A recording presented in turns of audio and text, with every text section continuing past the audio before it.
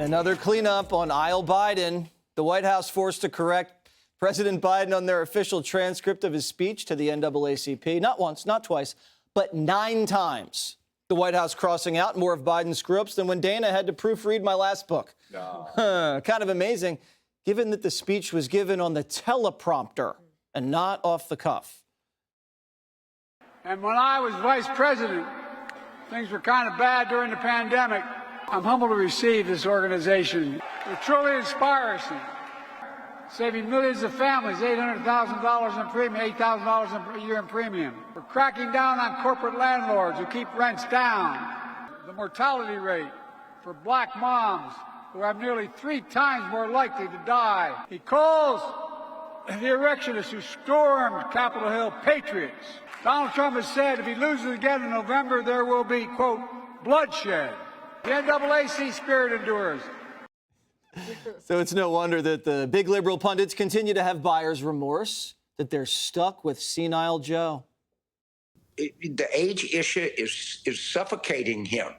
And he needs to bring up that he's only 4 years older than Trump. But Biden presents as old. Yeah. Ancient. Yeah. That does not look old. He's like Kiss. He puts on the wig and the face paint, and it's 1976 all over again. I do think there is a level of panic out there because some people who look at all the facts and circumstances go, wait a minute, how could this be tied?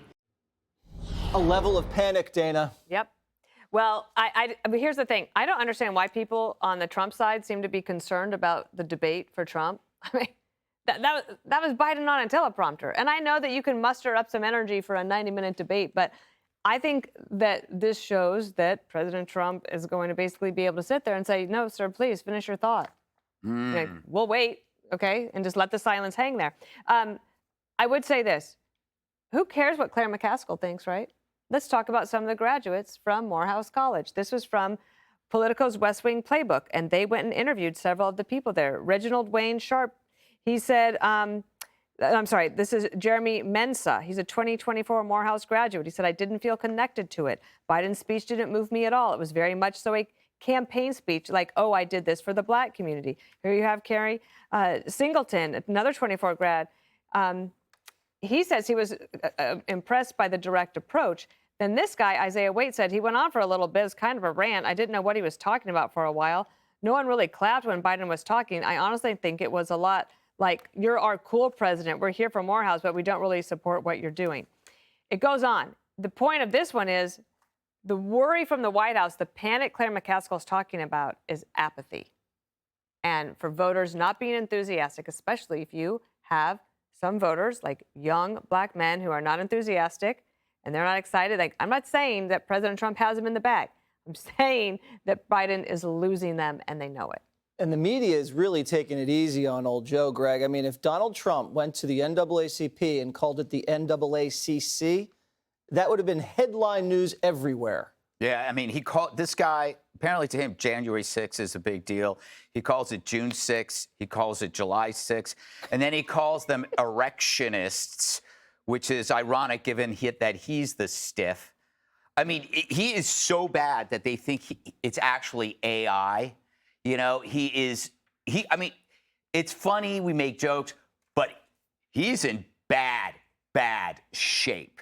We're watching him degrade every single day. It's painful to watch. I know people have said it before, it's elder abuse. Like, I don't know how Dr. Jill could just go, yep, let's just push him right out there. You ever hear those stories about real estate agents who are stuck trying to sell a home that has a crime scene? Well, Biden is like a murder house. You know, they're trying to, the media is treating him like a murder house. We got to clean up the bloodstains, slash the price, pave over the shallow grave, and tell everyone, well, he's got good bones and it has all the basic amenities. But we see what we see. It's a walking crime scene, a mix of corruption with the smell of death. And by the way, when we talk about these mistakes, they aren't just lies. You know, people talk about Trump lying. Those are salesman lies. Hey, my crowd's huge. This is the most beautiful steak I've ever seen.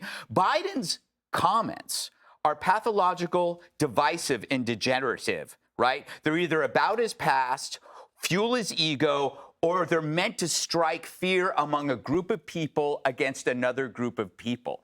He's a danger to himself. He's a danger to others. And him being president is a danger to this country. A danger to this country, Richard. Richard, I know he was always like this. I mean, I don't know. I just salesman lies, regular lies. I thought a lie was a lie, but hey. Not really. But I do think Dana has a point, and then I want to double down on that because I think they think there's a real thing there. There is a lot of voter apathy out in the marketplace. And I think there's a lot of voter apathy when it comes to people and how they're digesting this election. And I think where the White House what the White House should be doing in this moment is making some contrast on where they have popular policies and who's standing in the way of getting those policies to the American people, right? Case in point, when I sat down with undecided black male voters during the State of the Union, the biggest applause line in the State of the Union address was $8 late fees for credit cards. Right now, there's an injunction against that was put in place by a Trump-appointed judge in Fort Worth, Texas. What the president should have said in Morehouse was, look, I'm trying to make the economy easy for you. I'm trying to make late fees lower. There's a judge in Texas appointed by the former president. He's going to appoint more judges like that. I need you to vote so we can get the credit card fees lower, right? I need you to vote to protect a woman's right to choose. I need you to vote to make sure that we can make sure that cannabis can stay a Schedule I, a Schedule II drug, which you just did. I need you to vote so you don't pay extra $1,700 a month because of what the Peterson Institute said that Trump's tariff policy would cost.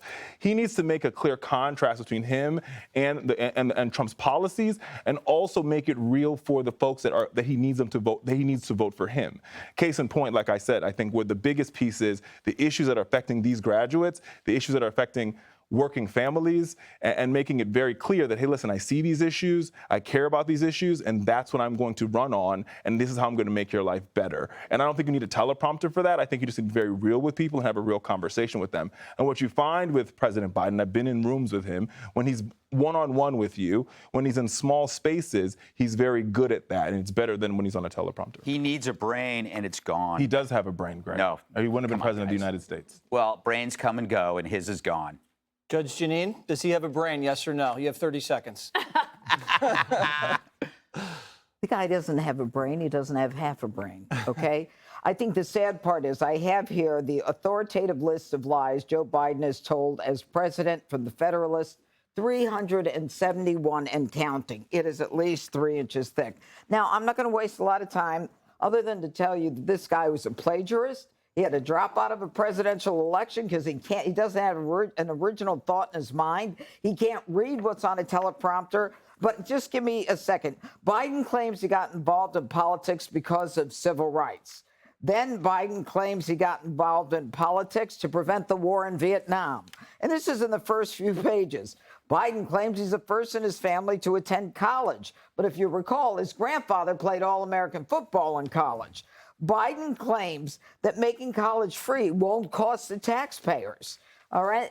He also claims he used to teach the Second Amendment in law school, except he never taught in law school, okay? He's never, okay. Just one more a long list. Biden, no, it is a long list. Okay, he told her, this is my last one, Dana. He said he traveled 17,000 miles with Xi Jinping. I don't think Xi Jinping would handle him that long, but he told her in October 24 that an early case in his legal career included the successful defense for a construction company sued by a 23-year-old welder who suffered an injury to his genitals. I wrote this memo, and son of a bee, it prevailed. I'm in the wrong business. I'm not made for this. And then they say this story is almost certainly a complete work of fabrication. The guy, we can't have him represent us. And don't forget about Uncle Bozy. Yeah, the cannibals ate him. That poor man. Coming up, Scarlett Johansson says robots stole her voice. Click here to subscribe to the Fox News YouTube page to catch our hottest interviews and most compelling analysis. You won't get it anywhere else.